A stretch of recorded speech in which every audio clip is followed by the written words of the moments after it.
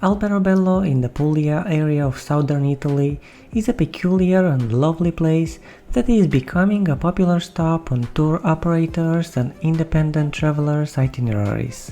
The little town's distinctive neighborhoods of trulli, the area's typical whitewashed conical-roofed buildings, have been designated as a UNESCO World Heritage Site. Alberobello's historic center is largely made up of conventional, small-town Italian streets and buildings, with a few strange trulli dotted among them. Residential trulli line some of the city's oldest back streets. The most charming and bizarre portions of Alberobello, however, are two regions made nearly completely of trulli. There are over 1,000 of them. Like a hobbit hamlet, the miniature white pointy-topped homes are packed together here. Alberobello is a UNESCO World Heritage Site since 1996, thanks to the unique architectural and historical value of trulli houses.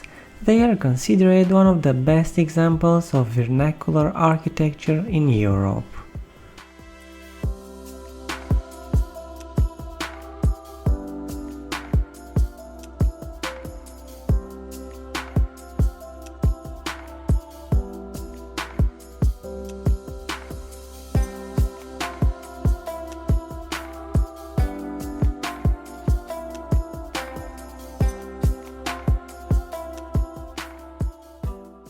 While you're enjoying these awesome drone shots, don't forget to like and subscribe and ring the bell.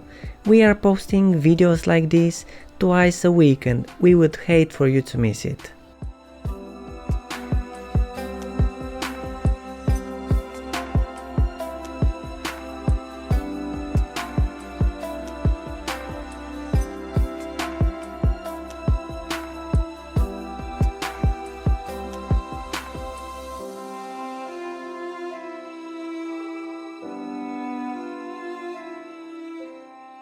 Rione Monti, a neighborhood on a slope facing the new town center, is the most touristic portion of Alberobello.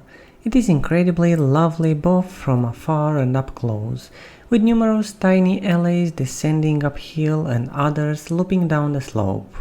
It's fun to walk around, but be prepared for repeated greetings from local sellers outside their trulli stores and pubs.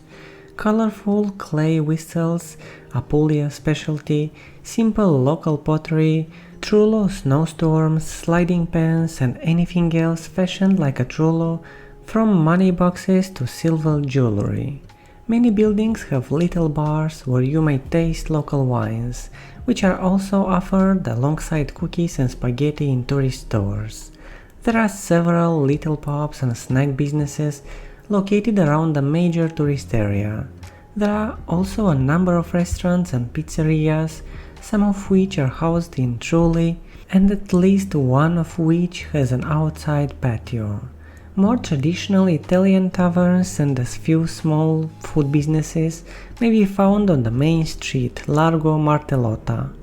On Thursdays, there is a fantastic fruit and vegetable market here, where you can buy a wide variety of local produce, ranging from watermelons to cherry and chicory piles.